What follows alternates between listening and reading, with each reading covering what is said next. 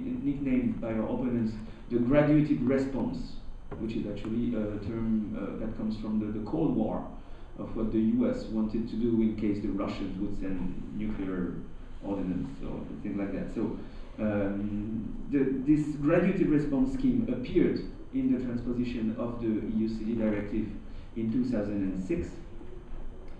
We saw the entertainment industries led by Vivendi Universal, led by SACD, which is the French lobby group for French cinema, and SACEM, which is the equivalent of GEMA, which is the Collecting Society for Authors, pushing a disposition where private police of those entertainment industries will surveil the networks and just make evidence out of IP addresses, send that up to the police, and the police would automatically put monetary fines on the people alleged of file sharing. So we very strongly denounced this at that time. It was taken care of by the constitutional challenge of the law, and it was removed from the law at that time. Then came a modification of the Informatique et Liberté, the data protection law in France, that very conveniently made an exception in the collection of personal data for collecting societies and unions representing the entertainment industry, for allowing them specifically to collect IP addresses of alleged infractions. So you see again that by some other means the same purpose was served at the French level. Then is the Adopi law. I won't go much into the details of that political and legislative Vietnam that it turned to be for the French government. They're still at the dawn of the political failure of it all. So it is put in place, but with a judge now, and the whole thing is based on making random guesses, turning random guesses of IP addresses into evidence. So this is why it will fail now that there is a judge back into the loop after a constitutional overturn of the first version of the law. But here again, you saw the very same actors, Vivendi Universal, SACD, and SACEM, pushing for that disposition. At the very same moment that Adopi was arriving in first reading in France, we, for instance, well, this is one of our first action in the European Parliament.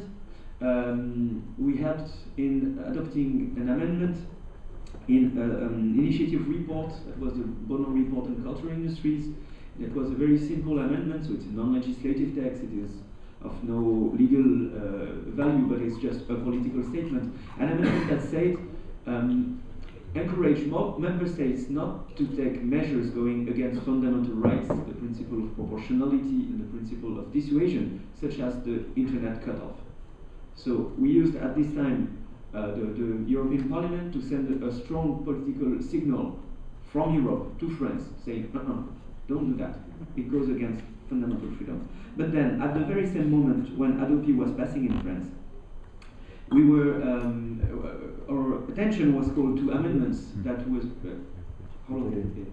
10 minutes or something? Okay. Amendments to the telecoms package, so the review of the European framework for telecommunication, online communications, that were pushed by the very same French cinema lobby, SACD. They looked very harmless altogether. It was very small bits of text that were evenly spread among two different sets of directives, both having a different rapporteur, and both rapporteurs having agreed together at the beginning of the transposition, of the review, that each one will take care of its own part of the text, and it will go along well that way. So the lobbyists took care to spread the amendments over the two, so they would look even more harmless, and taken one by one, you wouldn't see the big picture. But with our experience of the French context, and knowing actually those lobbyists for what they did in France, we took all the pieces of the puzzle together, and we reconstituted something that looked extremely similar to the French graduated response, where administrative authorities would send warning messages where at some point administrative authority would order restrictions of access, where restrictions of access were allowed in some other parts of the text, and such and such and such. A notion of lawful content being the only one that would be taken care of by the telecoms package was being spread all around the package and so on. So we launched a vast campaign. You probably heard about, maybe participated into at that time along the different stages of 2008 and 2009 along the review of the telecoms package. And one of the strongest signals we sent at that time was an amendment. You cannot say publicly that you wrote an amendment, but we participated in that redaction, collected the signatures to be sure that it was put in plenary and campaigned about it, so it was adopted by 88% of the European Parliament, the notorious Amendment 138, that said exactly the opposite of Adopi. That says for any restriction of fundamental freedom, you need a prior ruling by the judicial authority. It's a very simple statement, a very simple message that recalls what the rule of law is supposed to be, that recalls how the fundamental freedoms are supposed to be protected in a space where the rule of law is actually happening. So it was adopted and sent, once again, a very strong political signal. It was further re-adopted when it was to be removed, after being removed by the Council, and then ultimately there was this kind of mud wrestling of a third reading between the Council and the European Parliament, where it was carefully neutralized. But the political signal that was sent out of this amendment is what is even more important than whether or not the final text contains strong, useful, and powerful dispositions. The political signal that was sent by the telecoms package, and in everybody's mind in the European Parliament, is that the telecoms package was about citizens' rights. The biggest issue in the telecoms package was citizens' rights. What stuck the telecoms package for months and what sent it in third reading was citizens' rights. When you regulate online communication services, you have a problem with citizens' rights. That was basically the only message that they had to remember, if any, within the framework of the job we did. Then, and I'll try to be extremely quick on that, and maybe we'll discuss it either on the question and answer or afterwards. Then there is ACTA. And with ACTA, you notice that when a political arena is stuck in some way, like WIPO is stuck today by the southern countries who are beginning to awake on the questions of intellectual property and think that you shall not always go further, stronger, bigger, and so on. When a political arena is stuck, our opponents just go to a new one, and when there is no new one, they just create a new one.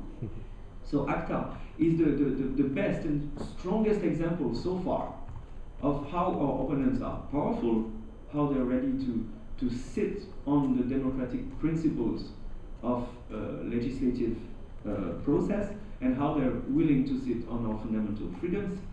And without entering into the details of the private police and private justice of the net that ACTA is going to impose, because Joe will explain that in much detail, I just want, as a conclusion, to summarize how all those issues are connected, whatever the legislative arena you're referring to, and how we can oppose them.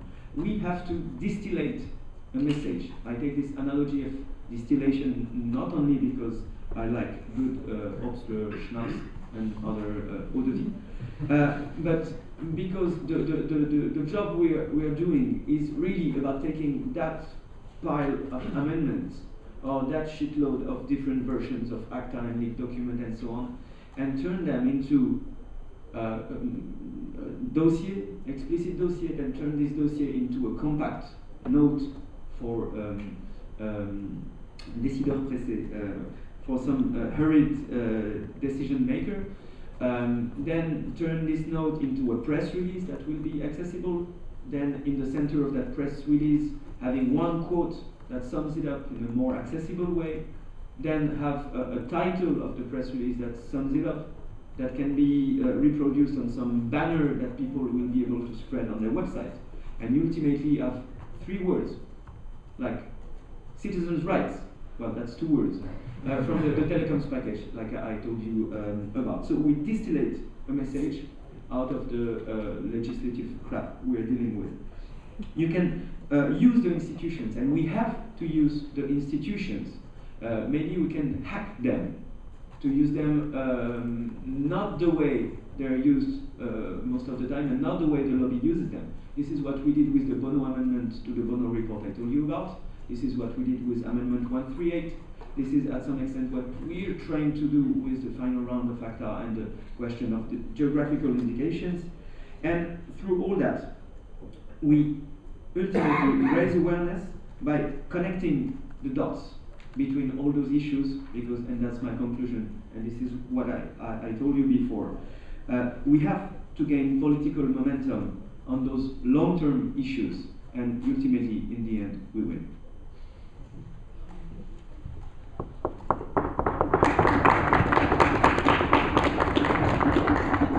Thanks, Jérémie.